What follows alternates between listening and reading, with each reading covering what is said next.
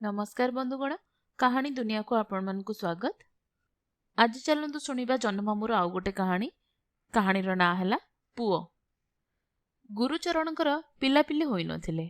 ता स्त्री हठात बेमार पड़ी मरीगला। पुणी थरे विवाह करबाकू ता मन बळिला नाही। से गोटे अनाथ बालकू पुओ परी पालिला। गुरुचरणर सान भाई बहुत दूर रे रोउथाए। से भाई को देखिबाकू आसी कहिला, भाई पर पुओ को पालिल सिना, किंतु से कि आउ निज पुओ परी हब। गुरुचरण नीरव रहिला। सान भाई दूर गाँ को चलीगला। केते वर्ष परे दिने संध्या बेले सान भाई देखिला गुरुचरण ता आड़ू को आसुची। से पचारिला, भाई हठात केमते आसीगल? मो कथा कौन कहबी, मो पुओ मो सहित झगड़ा करुची जे मु घरू बाहरी आसी एठी रहिची।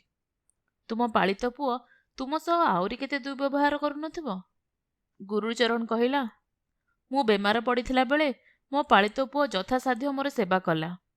मोर अंत्येष्टि क्रिया करी वर्तमान से मो अस्थि विसर्जन देवा पई गंगा को जाइछि। एतिकी कही गुरुचरणर छायामूर्ति अदृश्य होइगला। आपण माने शुणुथिले जह्नमामुर एक गप पुओ।